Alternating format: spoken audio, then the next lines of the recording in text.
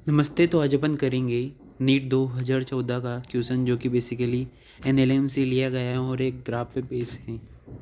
तो आइए अपन समझते हैं क्वेश्चन में क्या बताया गया है। द फोर्स, यानी कि एक तरफ फोर्स बता रखा है और on a particle of mass M, जिसका मास एम है, is indicated by the force time graph as shown in the figure, जैसा कि यहाँ बता रखा है। और the change in momentum of the particle over the time interval 0 to 8 second is क्या चेंज इन मोमेंटम पूछा है अपन से। 0 सेकेंड ये रहा, 8 सेकेंड ये रहा, यानी कि यहाँ से लेकर के यहाँ तक अपन को जो चेंज इन मोमेंटम होगा, इसको अपन डेल पी से डिनोट करते हैं, वह क्या होगा। ठीक है जी, ये अपन से पूछा है। तो एक बार अपन कंसेप्ट सोचते हैं।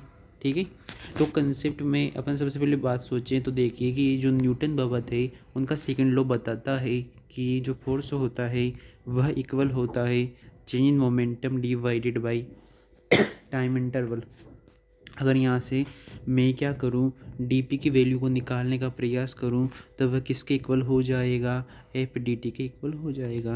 अब यहाँ से समझिए आप कि जो एफ डी टी है, इसका मतलब क्या हुआ कि अगर अपन चेंज मोमेंटम निकालना है तो फोर्स और टाइम जो कर्व होता है ग्राफ में, उसका एरिया। समझ में आया।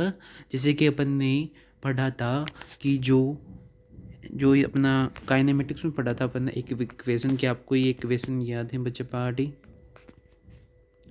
कि जो डिस्प्लेसमेंट होता है वह किसके इक्वल होता है, वी डी टी के इक्वल होता है ना।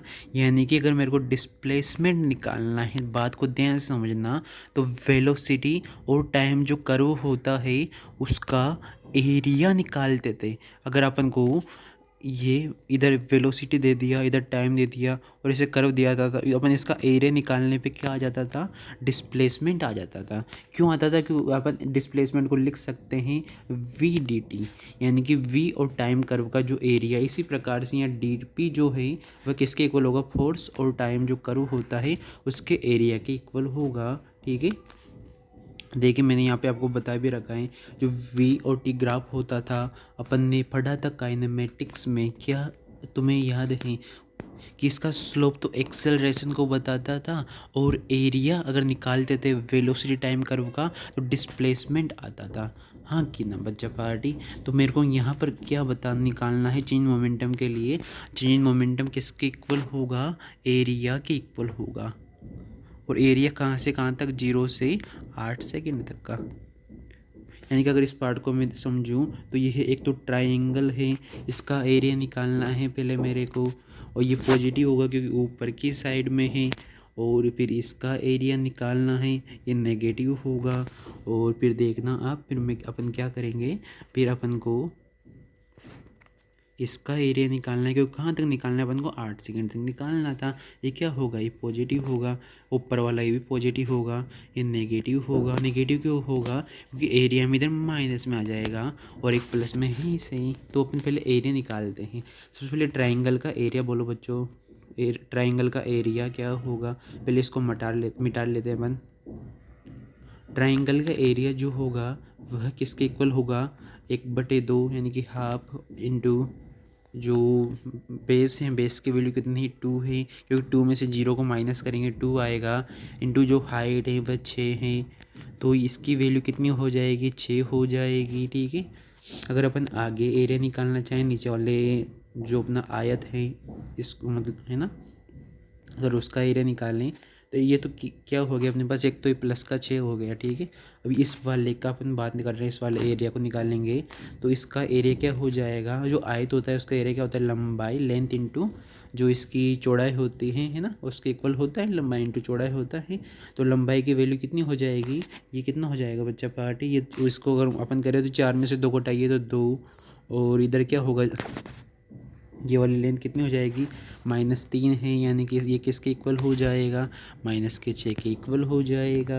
और अब अपन किसका एरिया निकालेंगे, अपन एरिया निकालेंगे अब इस वाले पार्ट का। ठीक है जी, इस वाले पार्ट का एरिया क्या होगा समझते हैं, देखना। इस वाले पार्ट का एरिया भी निकाल लेते हैं अपन।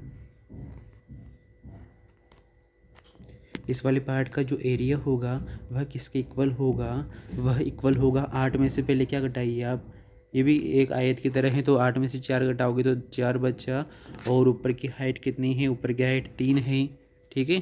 तो 4 इंटू 3 कर दूंगा, यानी कि 12 हो जाएगा। ये प्लस का हो जाएगा, यानी कि अगर मैं नेट डीपी की वैल्यू निकालूं तो तीनों को प्लस कर दीजिए, ऐड कर दीजिए। तो एक तो क्या हो गया, एक तो हो गया मेरे पास प्लस का 6, एक हो गया माइनस का 6, और एक हो गया प्लस के 12, यानी कि अपना जो आंसर होगा वह 12 होगा।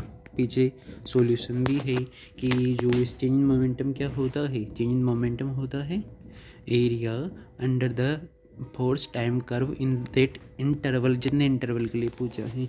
तो area of the triangle A B C minus का, क्योंकि नीचे वाले तो माइनस में चला जाएगा, सी डी ई एफ, और area of the rectangle F G H I, यानी कि इस वाले का, तीनों को एडअप कर दीजिए, आपका आंसर 12 न्यूटन आ जाएगा। तो अपना आंसर होगा 12 न्यूटन। वीडियो को देखने के लिए थैंक यू आप सभी को, और अगर अच्छा लगा हो तो लाइक कर दीजिए। तो अपना आंसर क्या है, अपना आंसर है 12 न्यूटन सेकेंड। तो option number C will be the correct answer. Thank you.